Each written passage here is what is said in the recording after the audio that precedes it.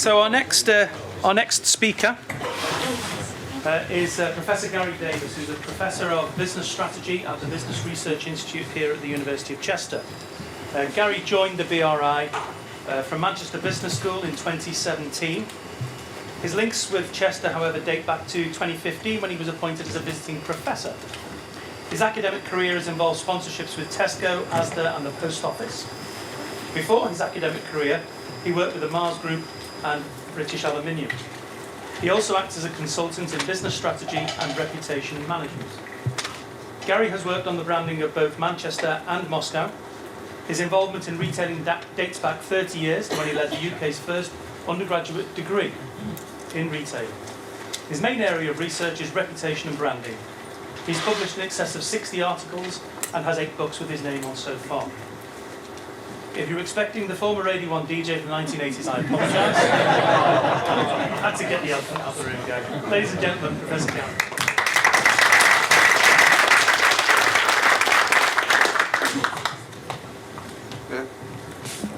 The other Gary Davis started off in Placemate Disco underneath what was the Manchester Polytechnic building where I started my academic career.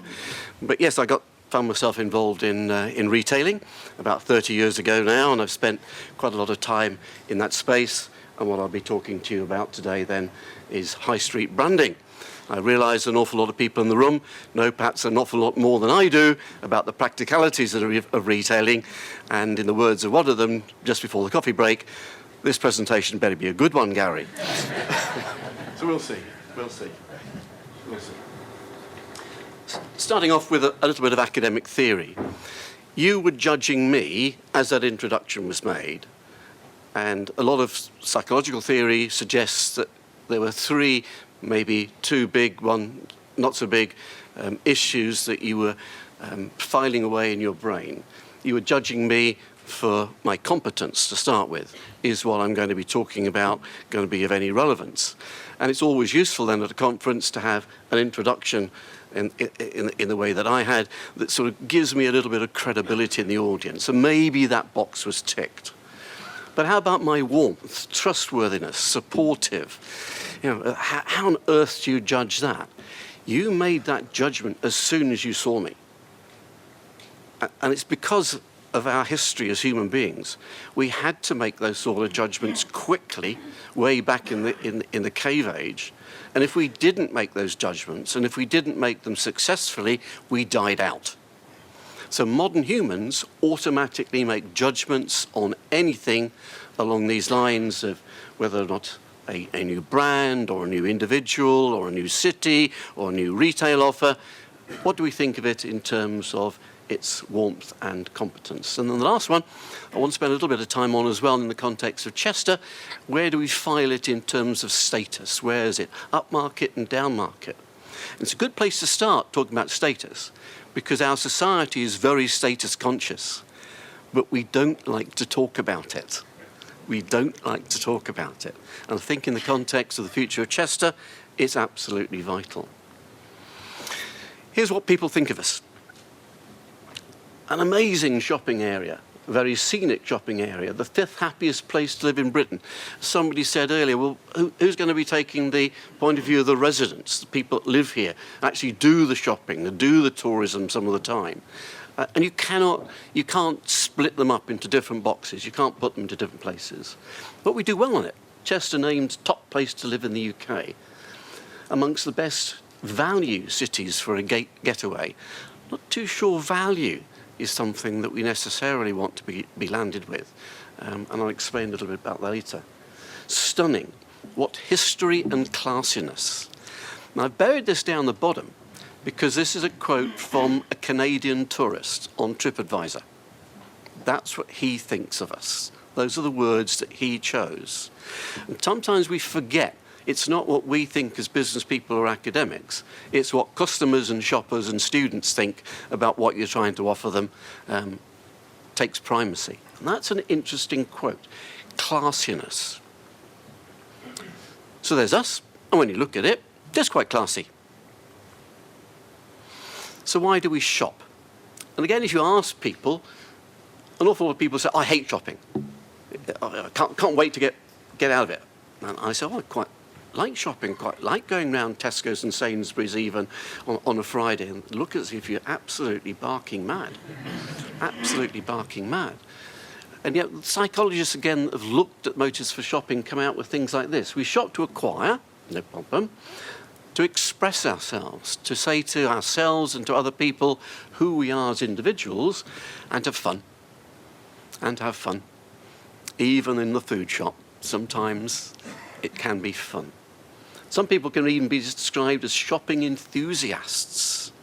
Again, nobody in this room is going to admit to that. But these are two American academics. Such avid shoppers may experience positive emotional arousal and even joy. Much more than I'm giving you at the moment. This is the threat to all of that. It's unusual when you get a government statistical series that you look at and you get a very clear picture of what's going on. We are the heaviest users of the internet when it comes to shopping in the world. And statisticians will be looking at that line and saying it's not even linear, Gary. It may be even curving up slightly. And other statisticians will be saying, oh, that means it's going to be an S-shaped curve. It's going to flatten off. Is it? Is it? Part of the problem here is it's fairly recent. We haven't got to grips with it as retailers yet. It really coincides with the growth of the youth, growth in the use of smartphones. And there's a clue in the word, smartphones. It is smart to do this. One or two of you are already starting to look at your smartphones. I'm sure you're on the Twitter feed that we were talked about earlier, and you're not sending texts. But they're a central part of our lives now, and it's how many of us shop. And when online shopping started, it was a pretty dire experience, not only on the websites, but also waiting for delivery. 1 week, 2 weeks, being in all day. Absolute nightmare. And the one thing that the online retailers have done is make online shopping and the delivery of goods a more hedonistic experience, a more enjoyable experience. It is fun to place an order and it turns up at home and it's like Christmas. You unwrap this box and you know that you can send it back. You know that you can trust the offer. And mainstream retailing has not responded to that. It's not upped its game. It will have to. This is the consequence. Occupancy down in many retail centres. It's flattened out a bit, really, but it's still over 10% of retail outlets in this country are not occupied. And there might be tax reasons for it. But nobody is going to keep a retail outlet closed if they can make more money by having it open. So how do we bridge that gap? And I don't think there's a consensus out there. And I'm supposed to be talking about black and white to you today. It's going to be a bit muddy. It's going to be a bit about ideas that might be useful rather than actual things that I know and can guarantee will be successful.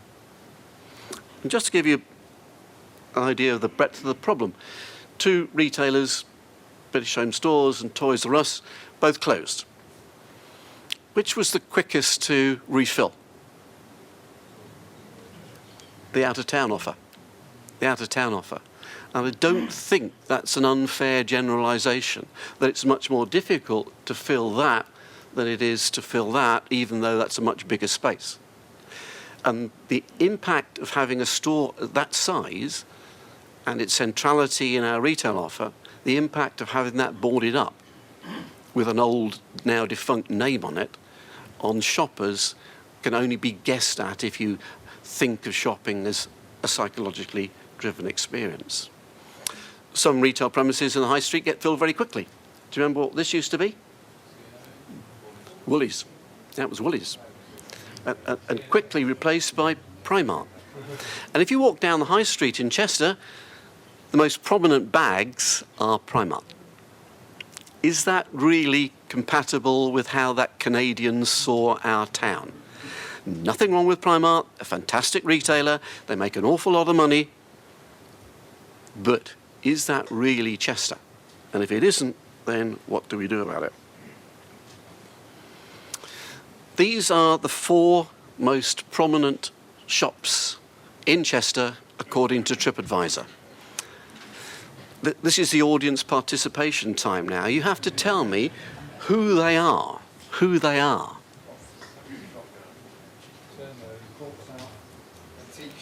Corks out. What's that one? This one? This is number 1. Secret Garden, yes. Yeah, that's number 1. The antique shop. Number 4. Tobacconists, yes, the tobacconists, whose name I don't even try and pronounce. They've got something in common. I think they're all independent retailers, and they're all a little bit wacky. I apologise for that description, but they're a little bit idiosyncratic in what they do, in what they offer. And my 2 male companions, as I was walking here this morning, none of them got any of these right when I asked them for the top 4. Neither of them got any of these right, and I don't think I would have either. It was a surprise. In fact, I've never been to that one. But now I've told you it's Chester's number 1. I wonder how many of us will be going along to see exactly what is going on there. So how do we encourage then more offers like that into our city centre, which people actually like? This isn't perhaps the next slide that you were expecting, given what I've been talking about with the advent of online retailing. And Amazon are seen as the devils here. And in many ways, they can be blamed for an awful lot of the transformation that's happened in our the negative transformation in our high streets. But this is Amazon's latest retail outlet. It's opened in New York about 6 months ago. You can't buy anything there, but you can see the top offers that Amazon have on its website. You can touch them, you can see them, and then you can use your mobile phone to actually buy them. That's a wacky idea. I've no idea if it's going to work. Yeah. It is very, very similar to Argos, but you cannot buy anything here, which does make it different. You cannot buy anything, which does make it different. And everything that's on sale is not being retailed by Amazon. Amazon are the intermediary, they're the platform. So it is slightly different and risky. I spend a lot of time in South Korea, and their society is different from ours, and maybe some of their thinking might not be relevant to this city. But let's see. On the left-hand part of the slide is a not untypical part of the retail offer in Seoul. A string of cosmetic shops side by side, all appealing to different age groups, but mainly to the young. And cosmetics is a very nice business, thank you, if you get it right. The average spend per household in this country per annum is £1,000 per annum. About the same that those at the bottom of the pyramid spend on food. And yet where in Chester would you go to buy cosmetics other than the mainstream? Difficult to see it. How about then this sort of offer coming over here? It will come over here if the bottom right-hand corner slide takes off in Europe. And this is K-pop. We've all seen Gangnam Style. We all know what to do at the next wedding party that we go to. But an awful lot of youngsters in our society have not yet bought into K-pop. And this next slide will indicate why. The largest Korean cosmetics organization company, about number 7, I think it is in the world, is Amora Pacific. And this is one of their brands, Innisfree. And the 2 brand ambassadors on the right-hand side used to be in K-pop groups, but are now mainstream actors. And yes, the gentleman on the right-hand bottom corner is wearing makeup. And as you go into those shops in the centre of Seoul, you will see sales assistants in makeup. And it is not unusual to see young Korean males in makeup. I'm not suggesting that is mandatory to Chester, or that becomes part of the corporate uniform that we have to wear at the University of Chester either. Just saying, just because you look at an idea and you think, no, immediately, doesn't mean that it's not going to work. Innisfree is one of a number of Amore Pacific brands. It comes from Jeju Island. In terms of the concept, they grow tea there. It's the biggest tourist location in South Korea. And I mention that because I don't think, particularly in the context of Chester, that you can separate tourism and retailing. They come hand in hand, particularly when it's an issue of making money. So can we attract retailers such as Amore Pacific into Chester? They haven't heard of us. They have never heard of the city of Chester. They've heard of Manchester because of football. They might have heard of Liverpool for vaguely similar reasons, but they've never heard of Chester. And they've no idea about the potential that this city offers. Here's a department store I tried to get interested in the idea of coming to Chester. It's called Lotte. They own hotels as well as food retail operations and department stores, but this is the food offer within one of their department stores. They make Waitrose look cheap. They really do. And they have a combination of a food court and the food offer itself, the grocery shopping offer itself. So you can sit there and have a cup of coffee, a fast meal, whatever it is you want, and you can smell the fresh produce as well that you might want to go and buy later. It is expensive. But the South Koreans are not that affluent. The sort of GDP per head of population getting close to ours, but we are still richer than they are. Would that sort of offer work in Chester? I don't know. I don't know. I mentioned this idea of tourism coming hand in hand with retailing, and I frankly believe that's something that it would be extremely dangerous to ignore. If you look at the footfall in the middle of Chester, it's an unusually strong mix of people that have come here for tourism and people that have come here to shop. Sometimes that doesn't work. People won't. If they come here for tourism, they've got something different in their mind, and that's all they want to come here for is tourism, and you can't get them to buy in a shop, and the other way round. But there's a significant overlap between the motivations for tourism and the motivations for shopping. Here's one summary of a lot of the research that's done on tourism motivations. People who travelled regularly saw a long-term impact in terms of sense of being, direction in life, and well-being. The next time you're waiting for a delayed flight, remember that. Remember that. I was talking to a friend about having to do this presentation today, and I said, well, where do I start about talking about why people come to Chester? And he said, well, why don't you start with the Romans? So I did. And this is a Roman travel writer from about the time that the Romans were starting to get interested in our country. Voyage, travel, and change of place impart vigour. So the two motivations are all there up in the sort of cerebral cortex in our sort of pleasure centres, shopping and tourism. And I think one of our previous speakers already said, we don't link, it was Chris Mathers actually, we don't link those two together as much as we might. Our tourism is a little bit unusual. A lot of it is single-day visit. So people just come here for one day and then disappear again. So we haven't got a great deal of opportunity of grabbing them while we're here. We've got to make the most of it in terms of that business opportunity. And here's my personal gripe. As a resident of Chester, as a ratepayer, and as someone that would like to see Chester improve in terms of and go forward into the future. We're not very good at telling people what's actually happening. In the last 3 months, I've had visitors from Japan, Chile, and Canada, and they're here for 2 and 3 weeks, and you run out of things to do. You run out of things to do. And it really annoyed me when I saw 2 Santas going the other direction in towards Chester, because I didn't know the Santa Dash was on that day. And that would have been great to take them there. It was it would reinforce their stereotype of what it is to be British, to be a bit strange and off the wall. And I bet they would have talked about that, and that would have been one of their abiding memories. We've had a few mentions of the of the castle. I found out that the castle was open through word of mouth. I'm constantly looking online and saying, what's on tomorrow in Chester?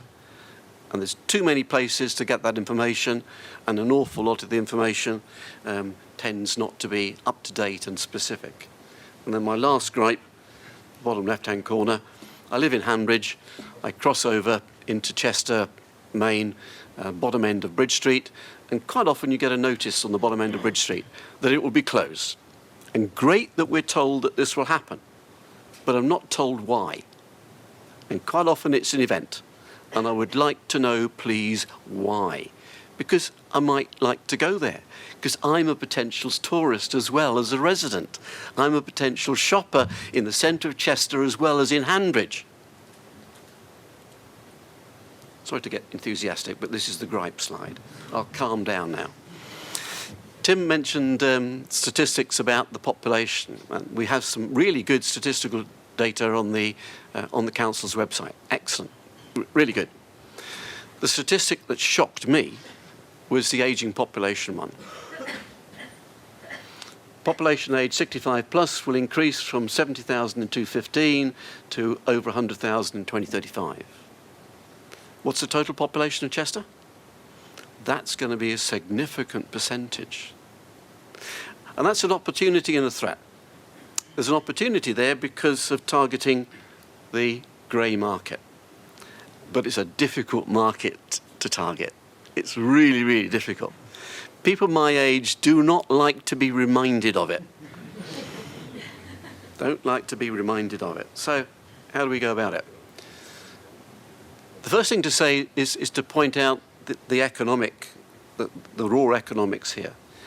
Under the current administration, the older in our society have done particularly well out of changes in the economy. The last budget gave me a net increase in my income post-tax of £1,000 per annum. I don't need it. But now I've got the problem of what to do with it. Help me, guys. Help me. Help me. The bottom end of society, we have the problem here, and we need to encourage people, as Tim was saying, to stay, the younger people to stay in Chester. But it's a damn expensive place to set up. We need reasonably priced accommodation. You can see where the youngsters come from who work in Chester. They're queuing up on the peripheral roads to get in. They're struggling in through different means of transport. We need to rethink how we approach the issue of the young and the old in our society. Older people have got lots of money. A lot of it's tied up in housing, but my apologies for the age of this slide. It goes back to 2005, but I couldn't find anything more recent. So as we go up in age, this glorious peak here, where people over the age of 60 are net positive financially, and you add in housing wealth, these people are stinking rich. Look around, look at the person next to you and ask yourself, are they in that group? Give them your business card. Tell them who you are. Tell them that you can help them spend this money. A lot of people, retailers, have gone into this space. As you get older, you get hard of hearing.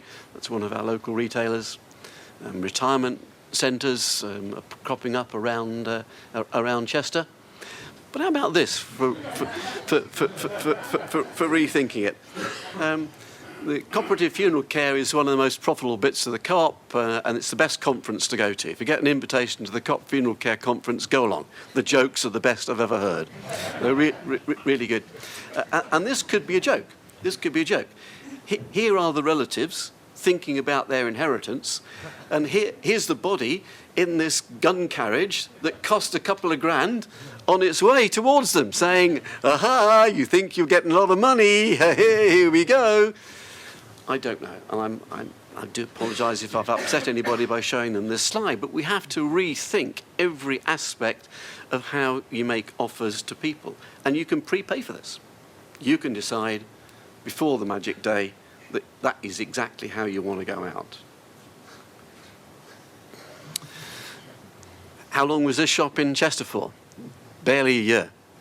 It's difficult to target this group. It's an American retailer, started off as a surfer, and failed miserably. So I have no easy answers as to how you can target that group.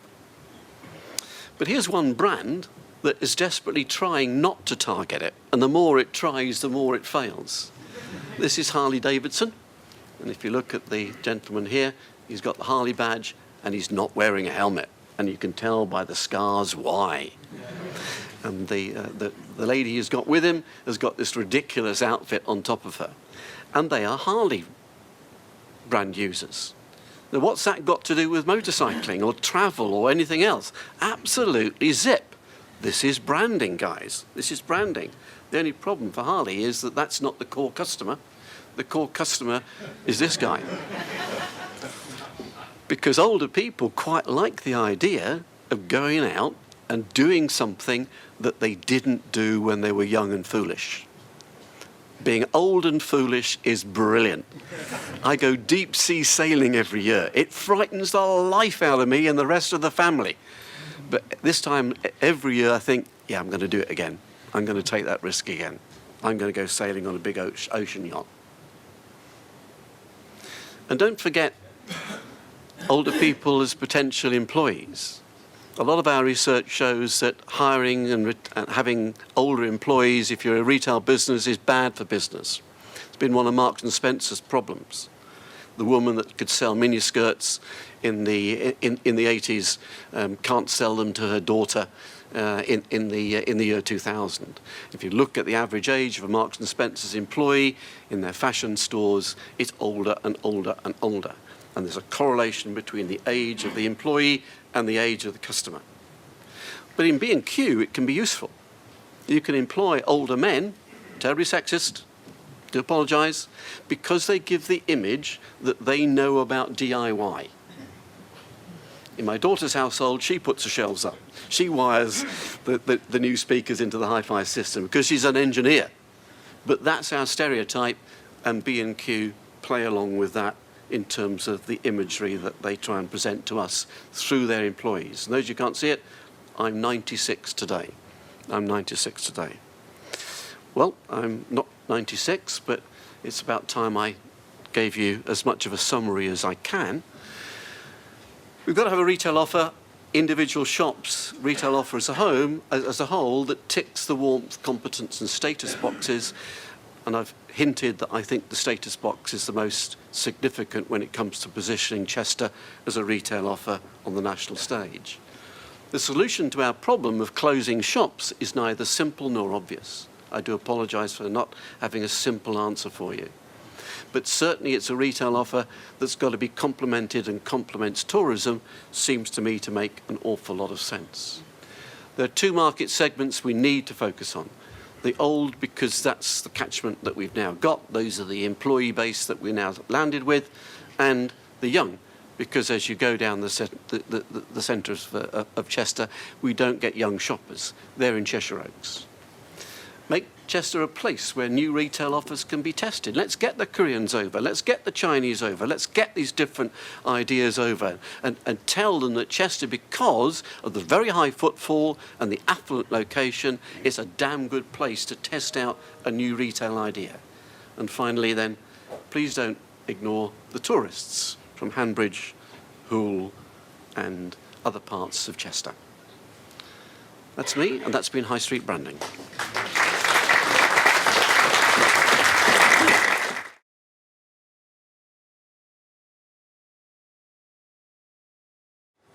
Our next speaker has made a short trip down the M56 to be here with us today. Tony Collier is born and bred in Aldringham. He's the Joint Managing Director of MBL Accountants and former Chairman of Aldringham Neighbourhood Plan and the Aldringham Chamber of Commerce. A Manchester Evening News article from February last year started like this. Less than a decade ago, the affluent market town of Aldringham was labelled a ghost town. A combination of high business rates and parking charges had pushed customers away from the once bustling high street to the nearby Trafford Centre, leaving a swathe of empty shops. Many of the independent businesses that once helped Aldringham to thrive had disappeared, and in 2010, Altrincham recorded the highest shop vacancy rates in the UK, with almost a third of the shops lying empty. Does this sound at all a little bit familiar to any of you? To find out what local traders did to combat this decline and become an award-winning town centre, I'd like to introduce Tony Collier.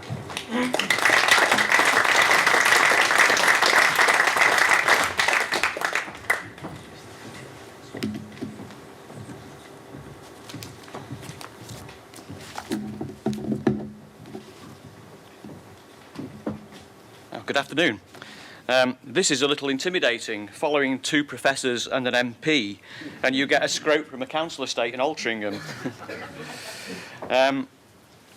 Can you learn anything from Altrincham? I have no idea. I'm going to tell you Altrincham's story. But I'll start off with my background. I was born in Altrincham in 1957. I'm an Altie lad through and through. Lived and worked within 3 miles of the town centre for my entire life, passionate about the town. I'm a co-owner of a firm of chartered accountants with 27 staff and 2 offices in Altrincham and Northwich. I was the 100th and 101st President of the Chamber of Commerce, as well as its chairman for the 6-year period of Altrincham's recovery. I was a member of the board of Altrincham Forward, and I'll talk a little bit about that movement in a second. And I also chaired the Altrincham Town Centre Business Neighbourhood Plan. I'm also still a director of Altrincham Football Club's community outreach charity, and I was very pleased with my last visit to Chester when Altrincham beat Chester 2-1. I'm also, for my sins, a freeman of Altrincham. So a little bit about Altrincham. It's a charter market town from 1290. The growth was initially from the Bridgewater Canal, which came past the town in 1765. And then massive growth, 1849, when the railway arrived. The Broadheath industrial engineering heartland used to employ tens of thousands of people, and I remember vividly seeing men cycle down the Bridgewater Canal to go to work in the engineering plants, which sadly all closed down. But it's actually now thriving again after the demise of those engineering businesses. And as Nick said, we were described in the national press in 2010 as a ghost town. The headline vacancy rates, which were actually garbage, were 37% vacancy. Altrincham had been decimated by the Trafford Centre and by online retailing. The Trafford Centre and online retailing are not going to go away. And Peel Holdings have just recently put in a planning application for 237,000 square feet of new additional retailing at Barton Square, right by the Trafford Centre, which is predicted to affect Altrincham's footfall by 0.4% negative, which is all bad news for Altrincham and all the town centres around Greater Manchester. So the recovery. Altrincham Forward was established, and this is a prime example of community working with local authorities. It was a joint public and private sector initiative set up by Matt College, who was the then leader of Trafford Council, and included all interested parties and stakeholders, such as the Chamber of Commerce, which I represented, and people like the civic societies and businesses and business communities. And I was the chair of the finance stream of Altrincham Forward. The remit was to regenerate the town at board level, but to promote the town and market the town at operational level. And there were a team of people in the office who dealt with the promotional stuff. And the whole of Altrincham Forward was effectively funded by the local authority. There was no money apart from what the local authority chipped in to make this work. Altrincham Forward came up with a vision. The first one wasn't a very good one because we actually applied for the Mary Porter's Prize. And we think that now as a near miss because the 5 towns that won the Porter's Prize have lost 1,000 shops in the 5 years since they won that prize. We came to the conclusion that retail in its then format was actually dead. It had been so affected by online and also by the Trafford Centre that retail as we knew it in Altrincham was dead. So we made a decision to focus on what we thought Altrincham was all about, a traditional market town with a great history. And we decided that we'd like to rebuild the markets around local produce, arts and crafts and food and leisure. And we had a vision that was very much akin to the vision of Borough Market, which is very much foodie orientated. And that was actually set out in a plan for the future of Altrincham that Altrincham Forward commissioned. We put the operation of the market, which is now famous, I think, all over the Northwest, out to tender. And the current operator made a bid with a vision that largely matched Altrincham forwards. Trafford Council granted the lease to the operator, but they also pump-primed it with a very substantial loan of something we believe in the order of £600,000. Now, bear in mind that that market house would never have ever got funding from a traditional bank. It was an untried and untested idea, had never been done anywhere, and they simply would not have worked without Trafford putting the money in. It's been a major success and a catalyst for what followed. This is the market house from the outside, taken on a wet Monday, and when it was closed, unfortunately. Normally, there's lots of outside dining, people sat outside eating, drinking, and obviously with the lovely summer we had last year, there was an awful lot of outside dining done. And this is inside the market house, people sitting, eating and drinking. This was 11 o'clock on a Tuesday morning. If you tried to go at night time, you'd be very, very lucky to get to sit inside at all because it's always rammed. And then what happened is there was a spillover of people going, setting up other businesses, and I'll come on to that in a second. But this is the covered market right next to the market house, which again has a very, very big food content, but it's also around arts and crafts and local produce. And then another picture of the Altrincham covered market.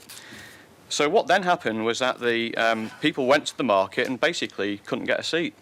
So more and more businesses set up to actually take over that leisure demand. And we now have some wonderful businesses around the market house, and I'll show you some photographs of those in a second. We realised that the covered market. We also realised that the public realm was very tight in Altrincham. We wanted to try to make the town look better, and this was a concept agreed upon by Altrincham Forward, and it was all about shared space. And if anybody's ever been to Poynton, you'll know what shared space looks like. And Altrincham tried to emulate that, funded by Section 106 orders and SIL monies, and it was supposed to be in multiple phases. Phase 1 was completed, and that's the pink bit on the map, right in the middle. So a very small proportion of it. A much lower spec than we originally hoped for because it had to be funded by Trafford and they ran out of money. But this is what it looked like. It was a significant improvement. This is the main thoroughfare through Altrincham. It made the town look better. And this is the from the bus interchange, the pedestrianised area taking you through to the market area.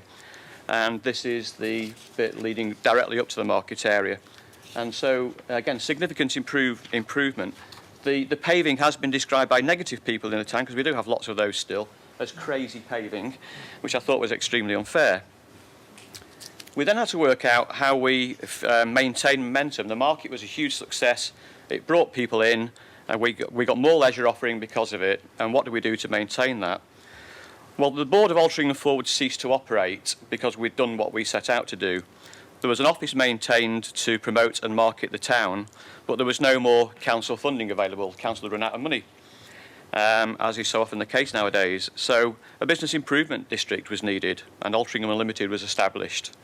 It was voted for by the business rate payers, and they pay a 1.5% levy on the business rates. And Altrincham Town Centre Business Neighbourhood Plan was also established to set future planning policy written by the people for the people, and that was a very important part of my reason for me being involved. Altrincham Unlimited's key achievements: they promoted the town, they organised events to increase footfall, they generated cost-saving schemes for the businesses and successfully lobbied for against increased parking charges. Some of the festivals that we have in Altrincham, the Goose Green Festival, attracted 4,000 odd people in one day into a very small square in Altrincham. And then we had the Christmas lights turn on and the lantern parade, which massively increased footfall in December 2018. The Altrincham Town Centre Neighbourhood Business Plan was very much my baby. I chaired it from its establishment in 2013. We set up originally with 103 members and a working group of 12 people that did the bulk of the work. We saw this as the opportunity to shape the town's future through to 2030. And actually set the planning policy for Altrincham Town Centre for that period by the people, for the people. The people on the forum were basically people who lived and worked in Altrincham Town Centre. And the We had lots of support from the council as well, but we were really keen to see that this was a policy set for the future by the people for the people. We established a plan boundary and were designated by Trafford Council in July 2014. And then we engaged on a 3-phase public consultation that was the biggest ever undertaken in Altrincham. We set off in the first instance to find out what the people wanted. Then we wrote the draft plan based on that. And then we asked the people if that's what they meant. And then we issued the final plan for consideration by the public in general. We involved schools and college students. Strangely, the kids wanted Nando's and Primark. Well, they've now got Nando's, but they've not got Primark yet. And I say it was the biggest ever consultation in the town with over 1,400 responses in the first phase. That's never been seen in Altrincham before. The key planks of the town plan were we decided that we had to reduce the prime retail area, and I've heard what your presentations have been today about your retail offering in Chester. The whole of Altrincham town centre was designated as prime retail, and it wasn't sustainable in the new environment. So we pretty much halved the prime retail, which has then given us much greater flexibility in the secondary retail areas, which we thought was really important. We set some limits for new retail development so that we could actually limit how much more retail development would actually take place in the town. We encouraged town centre living because that is really good for the nighttime economy and also for security because there are more eyes looking over the town. There had always been a presumption in Trafford that if you did over retail residential developments, you had to provide parking. We removed that presumption because we believe that town centre living does not require a car. We actually designated some key sites in Altrincham for future residential development, and we also supported and maintained the intention to develop office space in Altrincham, and we also designated various sites for leisure uses, residential development and car parking, which was really important. The people of Altrincham came back to us and said that all these issues were actually really important to them, but they're not planning issues and we couldn't include them in the plan. So what we did, we did something called a non-statutory annex, which is an addendum to the plan. So this was our wonderful town plan, and this was the non-statutory annex. And we basically put everything to do with things like car parking, integrated parking strategy, marketing and promotion of the town in the non-statutory annex. We wanted it to be visible because that's what the people said they wanted, and we are now trying to hold people accountable for all those issues that that everybody said was vital. And you'll notice the improved pedestrian and cycling experience, which is something that we're very keen to have more of in Altrincham. What a plan can't do, a plan can't change pre-existing planning consents. And we had two prime examples in Altrincham where if we had been writing the plan before these two sites had actually got planning permission, they wouldn't have got the planning permission because Altair is a potential retail development on the opposite side of the railway line from the main town, and it has the potential to split the town in two, and that wasn't acceptable. As it happens, they haven't started development there, and they've been planning it for 15 years, and we all now doubt whether it will actually happen. So there is no point establishing a neighbourhood plan where a consent has already been given or a consent is imminent. Our plan went to referendum in October 2017. Businesses in the plan area and residents in the plan area both got to vote. We got yes votes on both of them, and it was adopted by Trafford in November 2017. And it now sets the planning policy through to 2030 that the people of Altrincham told us they wanted. Truly a plan written by the people for the people. And we are one of only 3 neighbourhood business plans in the UK. The future of the plan, our intention is to basically hold key stakeholders responsible, as in accordance with the non-statutory annex. So things like integrated parking strategy, we constantly talk to all the authorities, the powers that be, Trafford Council and planners, planning people and highways, to talk about what's needed for Altrincham. We still don't have an integrated parking strategy. We have a design group that reviews and comments on all planning applications, and we have a very small working group now of about 12 of us, and that is actually now the forum. We are custodians of our plan, and we also consider protection of community assets. So outcomes. Has it been a success story? It's now a very busy, vibrant town. The market was the catalyst, and other leisure businesses followed. Arts and crafts shops followed, which is exactly what we wanted. Retailers followed the increased leisure footfall. Long live retail. Increased dwell time has been vital to the town. People now come into the town to eat and drink, but they actually now stay and shop. And that's been very, very much part of the success. This is the old Conservative Club. It was originally a working man's Conservative Club, which I quite understand the concept of, but there you go. This is now one of the main, this is directly opposite the Market House, and we've got Porter, which is a tapas bar, and the Conservative Club there. All outside eating, very busy and vibrant, with people who go into the Market House, can't eat anywhere, and go across the road to these places. And then over here, Sugo Pasta Kitchen, Blanchflower, again, all within 50 feet of the Market House, but very, very successful sort of outspill from the market, which has been amazing. And then we have possibly the poshest fish and chip shop in the world. Sorry, to go back one. The poshest fish and chip shop in the world, with outside eating and planters and all sorts of things. And then we had these wonderful little arts and craft shops. Idaho is actually one of my clients, set up by the lovely Amy about 4 years ago. And she's had nothing but success. She's doing incredibly well. This is also directly opposite the Market House, Madame Butterfly. And then we started to see the chains return because we had increased footfall. They followed the leisure footfall. This parade of shops had been empty for 5 years. It's now fully occupied, and it's a prime site in the town centre. The middle shop is Sostren Green, which I believe is a Danish chain, and Orange Theory have opened their first one outside London, and the far shop is Flannels, which I think is part of Mike Ashley's empire. But this parade had been empty for 5 years, so that's a major step in the right direction. These are the footfall rates from 2015 to 2017. We obviously don't have the same amount of footfall as Chester does, but footfall increased from 6.8 million to over 7.5 million over those 2 years. The footfall in December 2018 was up 3.8% compared to the previous year, and compared to a fall of 2.1% nationally. For 2018 as a whole, footfall increased in Altrincham by 0.5% compared to a national decrease of 2.5%. Vacancy rates, 2011, were about 28%. We're now down to 8%, which I think is an incredible success story. So outcomes. We allowed for 500 residential units to be built in the town in addition to what's already there, and we've already got that, and we're not even anywhere near 2030. We have 500 residential units built, in progress, or with conditional consents. Altrincham won the Best High Street Award, and big credit there to the Business Improvement District, because they won the High Street Award because of the events that the bid put on. The Sunday Times declared Altrincham to be the best place to live in the North West, good old Sunday Times.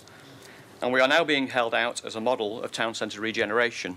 The model may not work in other towns around the country, but we think we've done some things really well that other towns and cities can learn from. Yeah, so is it a success? We think so. We're very proud of the town and very proud of what we've achieved. I think it's a perfect example of a local authority combining with the private sector, producing a great outcome for all. The local authority, of course, gets much more business rates than it used to because we've got much bigger occupancy, and that's all good. And I just added one point there, a special praise for a guy called Mike Shields. Mike was a retired planner. He wrote all the technical content of the town plan, and it was pretty much a full-time job for 4 years. He called in favours from everybody he knew. And the reason I'm saying this is if you decide to do a town plan or a city plan, don't do it lightly. The plan was written for a cost of about £30,000, but because Mike pulled in favours from everywhere, we believe the actual cost would have been something like £250,000. So that is Altrincham. Thank you.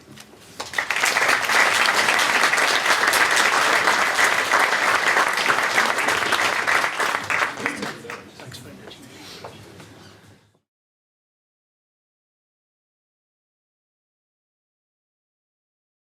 So the next stage of proceedings is I'm going to ask for wise people to step up and join us at the front here. So Tim Kenny, Emma Stringfellow, Lynn Riley, and Andrew Bentley from Storyhouse. We've had a couple of questions asked, which I'm going to put to the panel.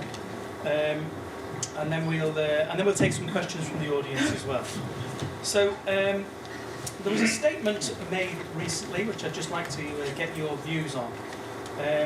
Cheshire and Warrington's economic performance has continued to improve according to new data. Figures published by the Office for National Statistics show the area grew faster than anywhere else in England, meaning it now has a £30.9 billion economy. My question would be, do we know which parts of the local economy are performing so well? But I'd just like to get some comments from you guys and see what you think. Ladies first. I know what I think about it. If you want the gobby one to go first. You go first, Tim. It's a regional view, and it's probably quite correct. That says Chester, doesn't say Cheshire. So, in Chester, we have a fairly significant set of issues and circumstances. I think probably some of you may know who I am and what I've been doing for the last few months of my of my life here in Chester, which is trying to persuade the current local authority to work more collaboratively with us. So the answer to your question is, yeah, as an authority, I'm sure we are. But actually on Chester, we're rotating around on the head of a pin and going backwards. Okay, I'll come to the graphic in a moment. Emma, how about you? I think that to back up what Tim says, the danger is you get like a tree that's dying. The heartwood at the centre, which is the city, could be dead, and the outside look fine. And if it is about Chester, it's great that the regions around us are doing very well. But if you live in Huntingdon or Saltney or somewhere like that, or Frodsham or Helsby, are you coming to Chester or are you going to Manchester and Liverpool?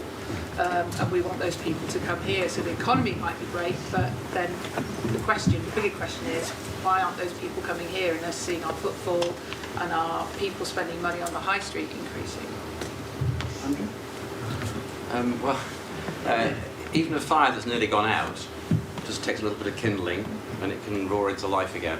And as you know, we have 1 million customers a year here at Storyhouse, and in the summer 40% of those were outside Cheshire West, and 52% of them said that their visit to Chester was either very strongly or completely influenced by the visit to this venue. So I don't think I think what we experience, in the journey we've been on, is just a ridiculous amount of warmth.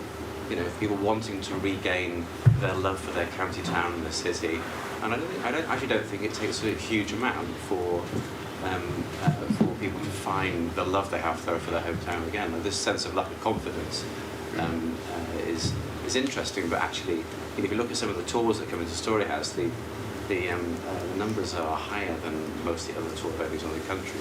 People like Kate Rusby, etc. So I don't see. I see the problems, because we see the problems with security and nighttime economy, and obviously our attempts to create a family-friendly environment in the city. But I see a lot of opportunity as well, and all based around local enterprise. And Lynn is a Tory councillor on the. I am, and those numbers are true. And it is amazing that those numbers are true, and very few people in Britain know that, and we don't know it here. I mean, I think very few people would actually know that Cheshire is the second most highly contributing area to Britain PLC. There are lots of big vibrant economies, but they don't actually make a net contribution to Britain, and we do. Our economy is really doing well, and I think that is opportunity. As Gary said, there is a lot of money out there, but there is choice. And I think one of the big opportunities that we've got is to really sort of try and go back to some of those really human elements of what we're trying to do. We talk about regeneration, we talk about these big strategies and ideas. It comes down to a very personal thing. We've got to make people feel this. This is our county town, and if we have got a county that's literally off the scale in terms of what it's doing, how do we rekindle that story of what made us Cheshire and why people choose Cheshire? And Altrincham used to be sort of a bit Cheshire-ish, so we'll share the best place to live in the northwest with you. But Chester is up there with that, and I think that the real opportunity that we've got is around ideas. And we've got to almost sort of come up with an idea that everybody can get behind. And it has to be an idea that's a really human idea. So you know what, if we are the 5th happiest city in the world, or certainly in England, why don't we set out to be the happiest place? You know, because that will have different meanings for all sorts of different people, and it's about trying to find this eclectic mix of people where we can all rally around one idea, but we make that idea our own in the context of what we're doing. So we've got great ingredients in our Ready Steady cookbook. You know, so you know, what is it that we're going to cook up together? Tim, do you have a view on that at all? I won't be the only one that's sat in more of these meetings than we can possibly remember. I will not be the only person that's sat in this thinking, please, let's not do this again. If I've learned anything from stepping out of the shadows last year and frankly going up against the council leadership, is that there is a massive amount of support for change in the city. And 2 words came out of that process, and it's very relevant. It's very relevant to the graphic behind me.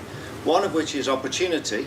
We all sense opportunity, and there's an opportunity. All our speakers have touched on opportunity in some ways. We've got opportunity to increase the customer visits to Chester. We've got an opportunity to make those customers to stay longer. We do that by making this a more vibrant place to come to. We work on our housing stock.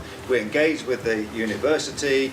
There's one thing here I absolutely don't understand at all. Tony, you said working in collaboration with the local authority. Humorous though that comment is, okay, it's, you know, we do not have that, and I'm very well aware that Lynn is sat at the end here. This is not about the lack of engagement from the councillors. It's just that in Chester, the officers that are delivering, or arguably not delivering change, fundamentally don't understand how to engage with us. This graphic here, this came out of a scribble of a meeting. Mike, where are you? You were in a, thank you very much. 2 mics.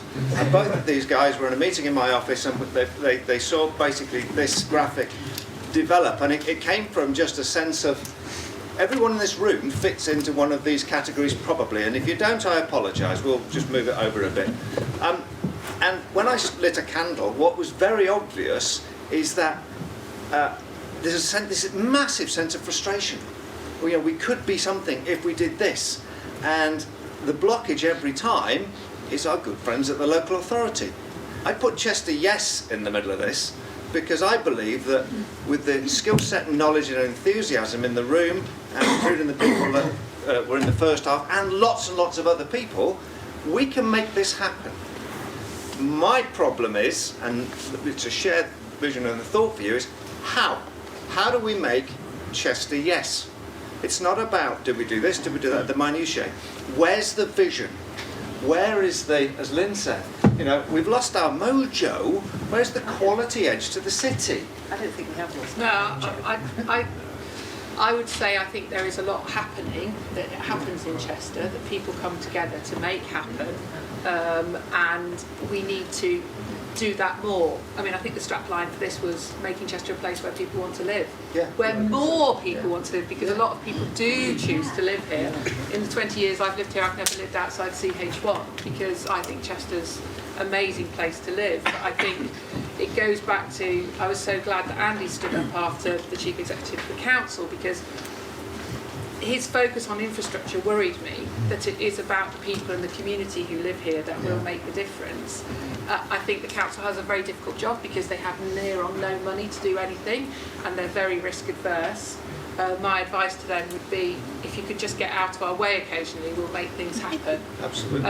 But that's not to say that they don't have a role. I think they do, and they have a role to facilitate things happening rather than necessarily to lead things. And that may be a change from the way councils were in the past, but that's where we are. Andrew, do you have a... Yeah, I don't want to pretend that's an easy process, you know, but I've been working on this project as a collaboration with local authorities since 2006, and this is the result of it. And And so it's clearly not impossible to have a brilliant relationship and a partnership between our organisation, which is an independent charity, and our local authority. And I think however, I think what it really is, I think the point I really like to make about why that's important is because every time I know that it's important. Every time I see the name of a new high street name coming into the city or being signed up, a little bit of me rejoices, a little bit of something inside me dies as well at the same time. Because Storyhouse as an organisation is not a building or it's a brilliant investment. It's a facility. It's we have hundreds of staff and thousands of people making work here. But fundamentally, most of the work that happens at Storyhouse is made by local communities. The organisation is run by people from Chester, and we're a very big theatre producer, but actually everything we do is made in Chester. And I think the reason this is a success is because it isn't a high street name, and it is built in the zeitgeist, if you like, of how Chester would like it to be built, and we run it in the way that our community would like us to run it. And I think that. One of the fascinating things for me in terms of looking positively towards the future is that we've talked about the Northgate scheme not happening, and therefore that may not being a bad thing, because we're now in a place to actually address it in a slightly different way. I think is really good, because of course if we had built it in 2008 with ING, we might have been in a bit of trouble now. The move from a sort of more purely bank-funded model to a locally underwritten model gives us an opportunity to forget about some of these issues to do with covenants and high street names and start thinking about local invention and ability that we have in the city, because what we have here is brilliant. Because if it wasn't brilliant, then we wouldn't be a success, would we? So I think I see the problems, and I can see the security issues and the issues of night, etc., but actually I think we're in quite a good place. And collaboration is really difficult, and partnership is really hard, and it takes 12 years to make it work, but we have to get it and make it work. And with respect, it's taken longer than 12 years to get Storyhouse. We were talking about a new theatre in the 1980s. If there's people in this room who remember Chester in concert, I should imagine. Why does it take so long to get anything off the ground in Chester? How long have we been talking about the redevelopment of Chester city centre? It must be, 13, 14 years now. And we're no further forward now than we were then. We can't wait another 15 years. I mean, from my perception, having lived here 20 years, nothing seemed to happen, and now things seem to have started happening. Now, it may have taken 30 years to get to that point, but what I'm interested in now is taking that impetus of things like Storyhouse, the opportunity to do something with the market and accelerating the, if we're going to have S-Bends or whatever, accelerating that growth.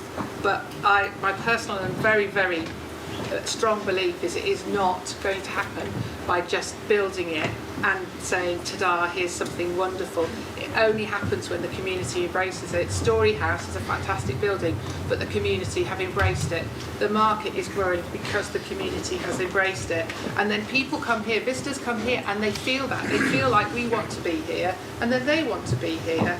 And I think that is what we have to now do, is say, how do we harness the energy that's happened in the last 10 years, not try and say, why didn't it happen for 30 years beforehand? I actually think that Chester has got, huge amounts of positivity, but I think for too many years, Chester has been like the flea in the jar. And I think, over too many decades, we've had this almost lack of belief that we can and we should and we will and we can, and to the point that for too many years people have stopped almost trying. And I think it was Andy who said that Storyhouse, isn't a building. It was four walls and some very creative architecture and fly towers and all that sort of clever stuff that did take a long time. But the real success of Storyhouse is that while we were building the idea of a building, the whole city and its creative elements came together to build that movement, so that the building was always going to be a success, because all of the soft foundations were in place in time to move into the building. And the minute that touch paper was lit, when the building actually opened, the sort of creative spaces just literally shot out of the ground, because I believe it was always there, like those embers, and it was just that sort of gentle fanning that has You know, so if you had to, for me, sum Storyhouse up in one little word, it would be believe.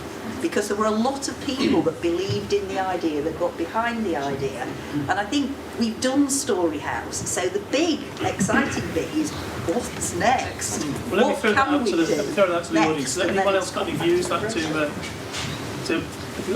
there's a radio mic come along. It won't amplify your voice. It's just for the film for the university. Phil Harrod. I think, shout. So it's fine. It's on. yeah, I think Andy summed up one of the things about engagement, I think, which is an important thing, of where actually we get engagement in the city and what's on, and I think Gary touched upon it. Yeah, but engagement, I think, is important, and I do think we actually need more of it in the city. The thing with Chester occasionally, though, is it does miss the opportunity because it doesn't come together. So the history is in the 60s, it didn't want a university. Probably the major art investment went to the Lowry rather than came to Chester in the 80s. And the Storyhouse is really something which we've needed for a long time. But sort of, by and large, if you like, we'd missed the boat. And I think that one of the things we have to do is that engagement also has to be linked to being able to lobby for strategic investment in the city as well. And I think that that's critical. But, you know, we've got a number of opportunities because it is the hub.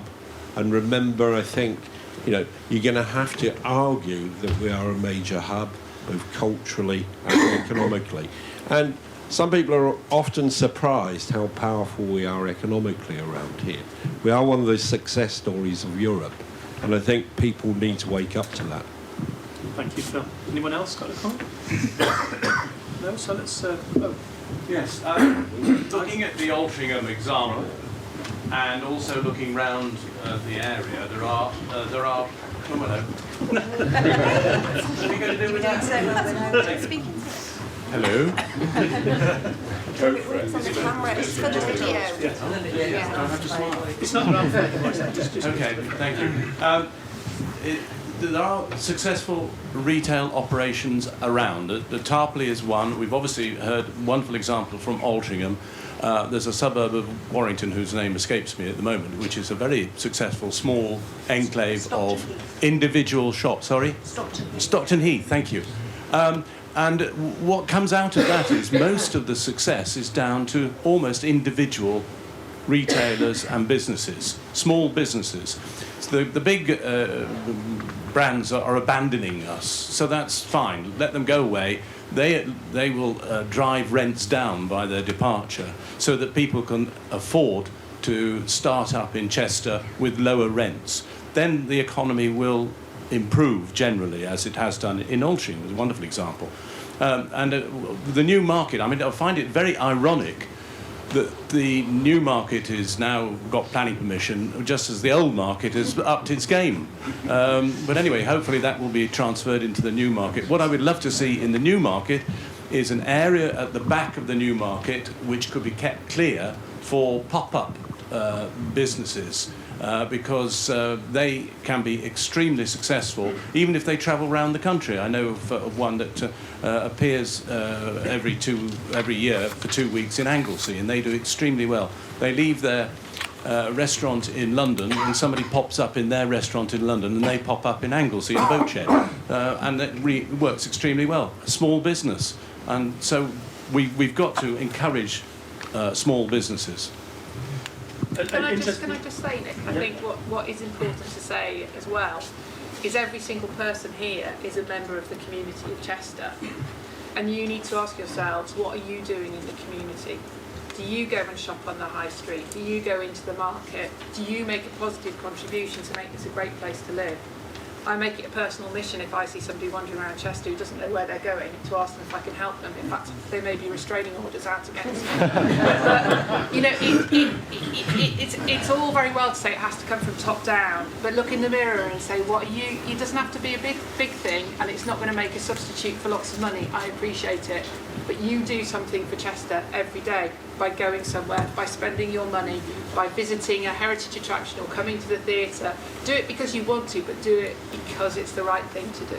So ask not what Quack can do for you. I never, yeah. No, don't. You live here. If you want to live in an interesting place, you better do something about it. And can I just make a semi-political point, but it isn't really political? I think there are green shoots of optimism everywhere if you want to look at them. And if you go away from here today, you do nothing else, please just Google the civil society strategy and tell me that massive piece of government direction of travel, because what it's basically saying is we want more of this sort of example. So I'm amazed really at a lot of what's written into that national strategy about how places become the best place they are, where, you know, business and communities and lots of people come together to collaborate, and there's a role for the public sector, but it's not the only role, it's not the key doer, because that's how we take these truncate or these ridiculous timescales to do anything and make them small and agile. But as Emma's just said, we've all got to be part of the conversation. But, you know, the first thing in the civil society strategy is that, you know, building a culture where people participate and contribute, and it's a lifelong contribution. So if you start as a child being involved in places like this, you'll grow up to be the adult who eventually boomerangs back and then makes a real play. So it's, you know, it's all there to play for. Sure. So one more comment, and then I've got another. Yes, I was just going to echo what Emma said really about participation and engagement. I completely agree that everybody here has got a part to play in that, but it's also about making forums, making the council being accessible for everybody to have that voice. The whole of Chester and Cheshire wider area isn't necessarily represented here, so everybody's got a role to play in also creating those forums and places where everybody can be heard. I think that's really important, because I do find we see the same people, the same faces, and I think one of the good things about Storyhouse has been that it has allowed different groups and different communities to have a voice as well, and I think that's something that I think we could learn to do a little bit better in Chester. Absolutely. Thank you. Can I respond to that? If you must. I totally agree. I'd love to change the language, because I think the very language that we use puts a lot of people off. So I don't, for example, go home and engage with my children. I don't consult them about what we're having for tea. You know, we just, you know, but it's about changing the language so that the language almost opens it up so people can just wander in, dip out. And I think, you know, I've said this to sort of many people, I've said it to Tim, you know, the power is with everybody else. The power isn't really with the council. So if you want to set up, you know, an opportunity to bring people together to talk about anything, just invite your local councillor. I can guarantee that, you know, it'd be lovely for people to phone us up and say, do you fancy coming along to have a chat? My local councillor is very well, so what Rich has done with the Hunger Games is just an example of what you can do. And I think, you know, the great thing about, you know, the civil society strategy, it's all about, you know, where the council can get out of the way and we drop that all-important T, so that come and tell the council, you know, a solution about what they can do to help. Because if the question is not placed that way, you know, all you're going to hear is, oh, you can't do that because of, you know, planning, archaeology. We've got to find ways to deliver, you know, what it is that we actually want to get done, and do it in shorter timescales. I'd like to respond to that, because I find that incredibly challenging. We can repeatedly use the term about finding ways for people to come and speak, but unless you feel as a member of the Chester community that your voice is wanted, then you feel like you're excluded from those conversations. If I was a person from an underrepresented, you know, member of the community, I would feel very intimidated coming into a room today, and I'm going to raise the point. This is the first time we've heard two females speak. Yeah, everybody in this room is of a certain age and a certain background. You know, in the terms of above a certain age, there's a lot of people of a certain age. Where are the young people in these conversations? Where's the co-creation of a strategy that Andy Foster talked about earlier about designing a city for women, designing a city that has young people, not now, but their futures and the lives that they're going to lead in the future. We've got to start thinking beyond this idea of we'll open our doors and our counsellor will come and have a chat with you. You've got to find a way that allows that voice to be heard, and that's one of the exciting things about Storyhouse, that it has given a space for underrepresented members of the community to come together and to use their voice collectively for the good.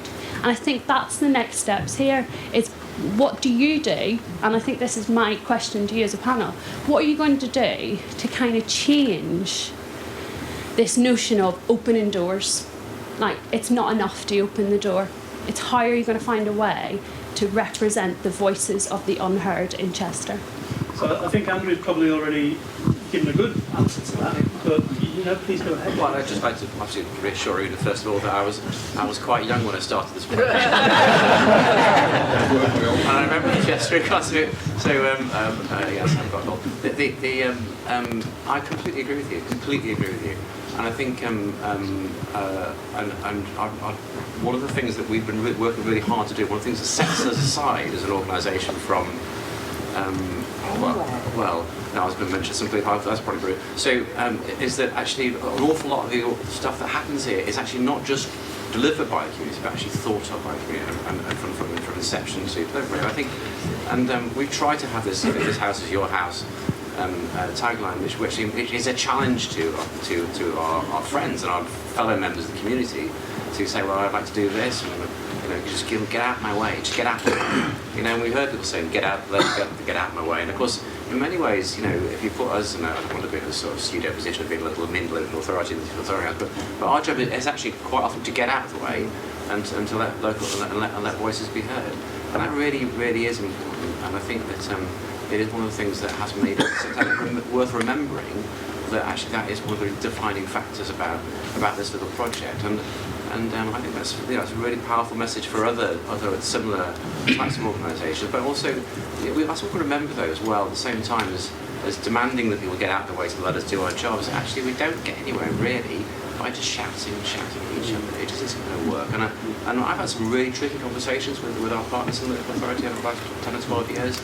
But at no point has it been a conversation that's resulted in recrimination or that kind of language. And I just don't think it's helpful. And, that's taken 12 years.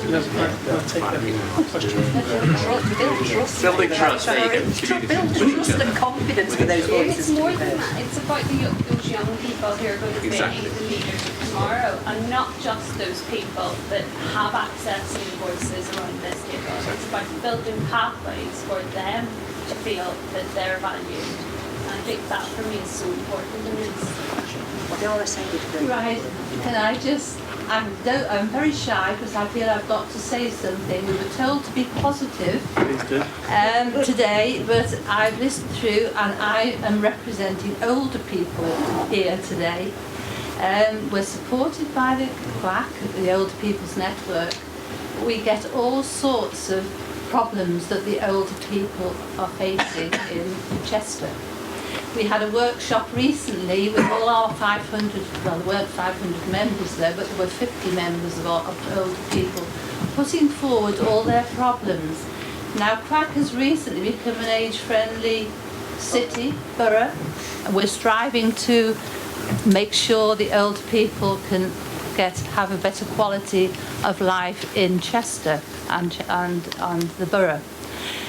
The one thing that has been marvellous is Storyhouse. We love it, but the older people, if they haven't got a car or can't afford a taxi home, there's no bus that will take them home after they've been to a performance. So they're being disadvantaged. We've got to do something about transport. The nicest place in Chester for older people is the Groves.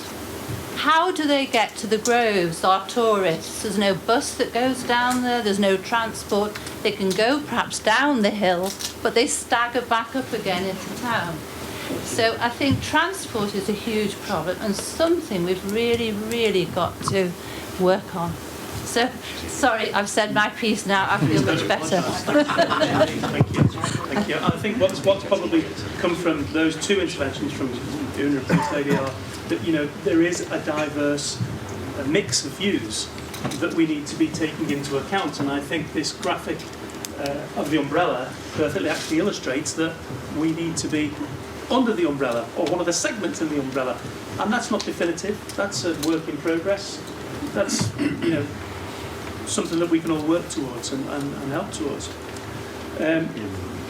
So I did have one other question that was actually sent to me in advance of the meeting, and this question comes through Andrew Needham. Part of the justification, I think this is about the Northgate development. Part of the justification for the proposed market in phase 1 is to enable phase 2. However, there is now great uncertainty about phase 2. Does this mean that I think he means the space here that will become available from the old market could become mainly residential? Now, I think we've all talked about residential and how the city centre needs more residential units and more people living in the city centre. And I just wondered what the panel thinks of that. You've been quiet, actually, Tim. This is fine, it's all right. Well, at some point in time, decisions have to be made. What turned out to be a pressure group managed to achieve was to persuade the officers of the council that we're going off in the wrong direction. And that wrong direction was, for goodness sake, don't bring us phase 2, because for all the reasons that we've talked about today, and which to every single one of us in the room is blindingly obvious, not sadly to those spending lots of money continuing in pursuance of a dream. Don't do that, don't move the hotel, but please do bring us forward phase 1. Storyhouse, we're all going to agree it's fantastic, and it is great, and we're right to parade that as a successful example. But it's trading in a desert, it's trading in a cultural desert, and it's trading in an historic desert.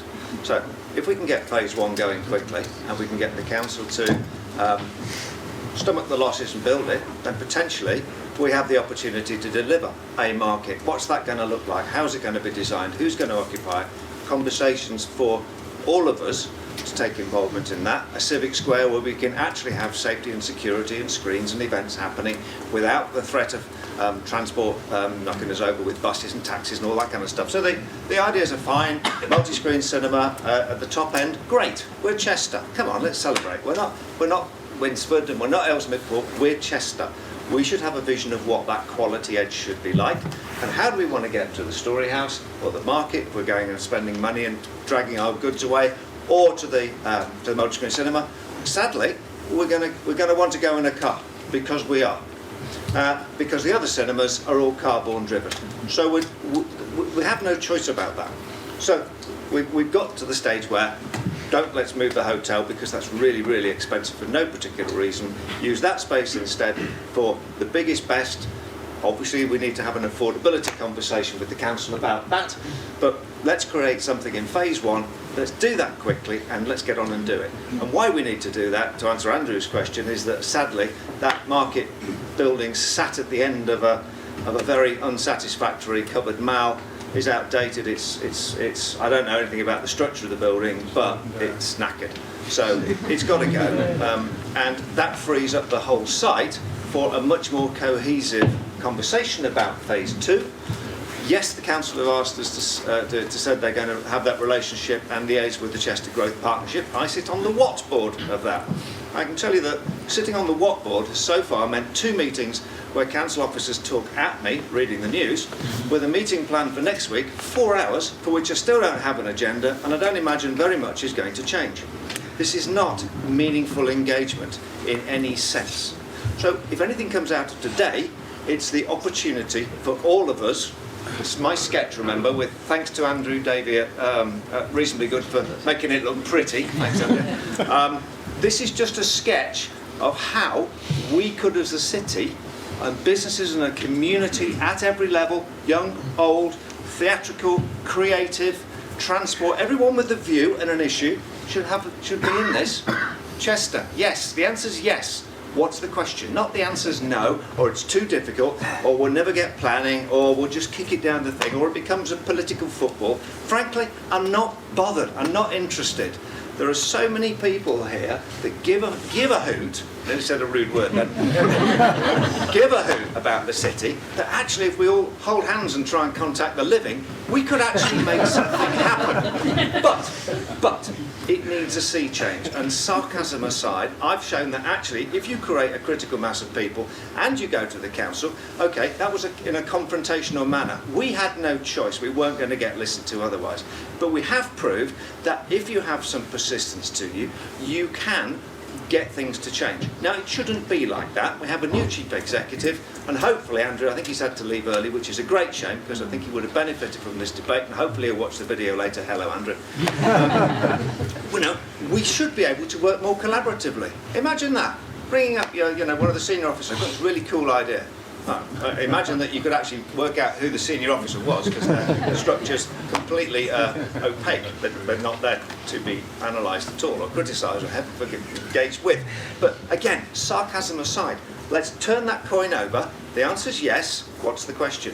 What did phase 2, go back to Andrew Needham's thing, what should phase 2 look like? I don't know. It's got to be about the community. It absolutely has to be not about me. I'm all right, thanks very much.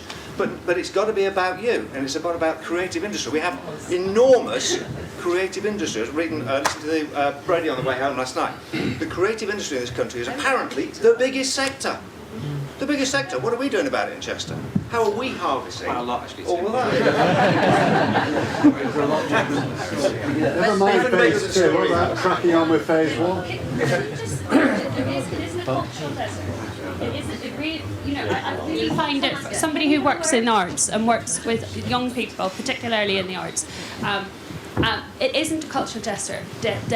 Storyhouse has catapulted and raised our profile nationally. Yes. But the Make Chester community, the visual arts, the creative industries in Chester has been alive and it is thriving. It may not be to everybody's tastes, it may be something on the fringe, but it isn't a cultural desert, and we are diminishing the dedication and the work of the freelancers and the people who are driving that by using that language. So can I ask, it's not a cultural desert?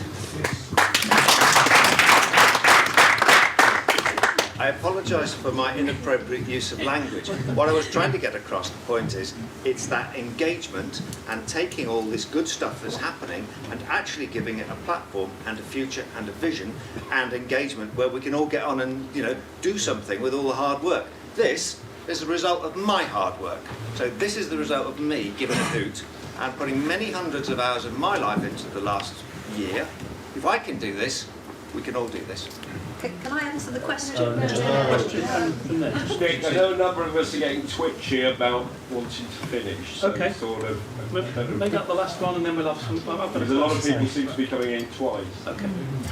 Well, my name's Ian Short. I'm chairman of Chester Visual Arts. I'm talking about putting time in over a period of time. Talking about putting time in, which Tim has been saying, and he's done a lot of voluntary action on this. We've been at it for 8 years, putting together Chester Visual Arts, which is now an established charity. It is now an established charity, and we have put 2 major V&A exhibitions into the city. We put another major exhibition into the cathedral.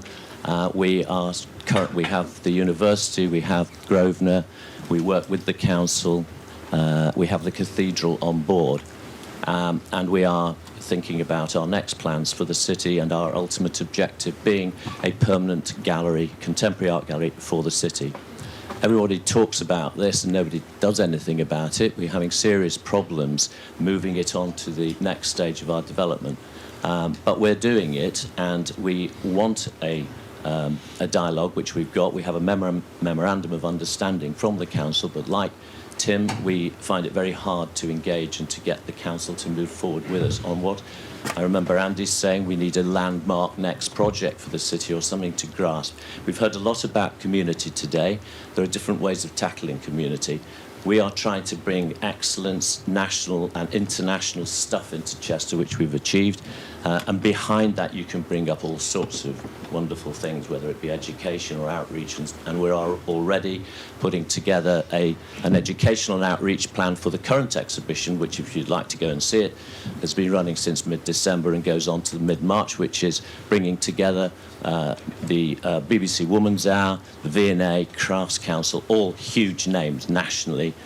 We hope to bring another major national exhibition into the old library in May, which will be to do with computers and more educational side, and it will be the first time that exhibition comes outside London. It has only appeared, and it goes on to Edinburgh after us. Now, we need support, not least financial support, but we need the willpower as well to drive it with us. We need the council to take much more interest.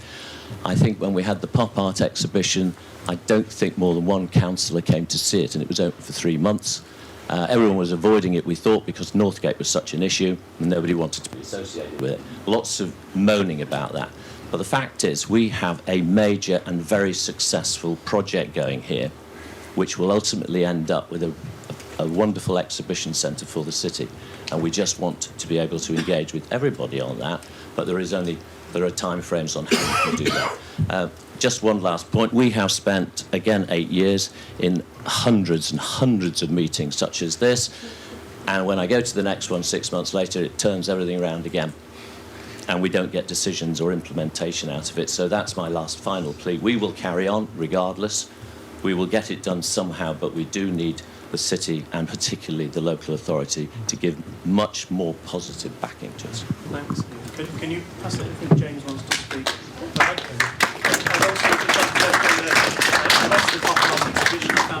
I went to the pop art exhibition, found it absolutely wonderful, and I really, really congratulate you on what we had 15,000 people around that from a standing start, not knowing what on earth to expect. And the majority of those were not tourists, actually. They were local people who were saying, get this gallery built. We have 1,000 names in our visitors books, many of which say that. By the way, they'd all love it in the old library. James. Hi, James Roberts, designer, Spaces and Things, that's me, based in Chester. I think it's very interesting that the morning we've heard speakers talk about, or look externally for answers, and yet at this part of the talk, we're looking very much internally. And I'm a big believer, I think, that the answers are inside. The Me Too, looking out there, isn't, for me, the greatest place to go looking. You mentioned, I think community is at the centre of this. I think the reference to Heartwood is fantastic, because I wonder whether, and support a more residential based proposition for Northgate, in that I think it adds more community, and I think you can't engineer too much the future of the city. I think if you plant the seeds, put the people in place, then it happens organically. Build it and they will come, and it becomes the envy of place to live. You look at cities around the world that are successful. I mean, you can take Barcelona in Japan. I know it's a warmer city, but in Japan in January, it's quite cool. But there are people sitting out in spaces you don't see, sadly, in Chester, because I think of numbers. I think if we had more numbers, people living in the city centre, it would be amazing. It'll just grow. I agree. I think lunch is about to be served, so one last question from Roger at the back. I share Kenny's frustration. I spent 4 years on Chester Renaissance Board. Every idea I put forward to the council, we can't do that, it means work, who's going to do it? That's very frustrating. Let's explore ideas. If they don't work, drop them, but let's give them a try. I talk to people in the railway station. A lot of tourists come to Chester thinking they've got out in the wrong railway station. There's no indication to the city centre. I suggested what we do is in Boston, Massachusetts, paint a red line, follow the red line into the city centre. Oh, who's going to do that? That was the response. Let's get positive and do things like that. I think since we've gone through a unitary council with Quack, we no longer have Chester City Council. Chester City Council gave focus on the city. I think we've lost focus, we've lost vision. We also had the ULIs I referred to come before. Let's get them back again. We had the One City Plan. Where's that disappeared to? Looking at Altrincham, the plan they had there, they followed through. I fear that the One City Plan is disappearing into the sunset. It was a very good plan, timelined, and where's it going? Also, we've got the business improvement districts in Chester. Is anybody here from BID today? And my final point is, where do we go from here?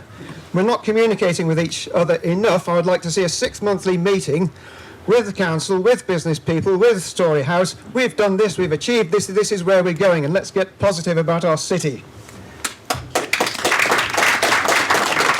you all very much indeed for coming today. The debate will continue on Twitter, on our website. Please do get in touch. You've got a card. We'd love to hear, and we really need next steps. This can't be the end. This has to be the start. Thank you all very much indeed.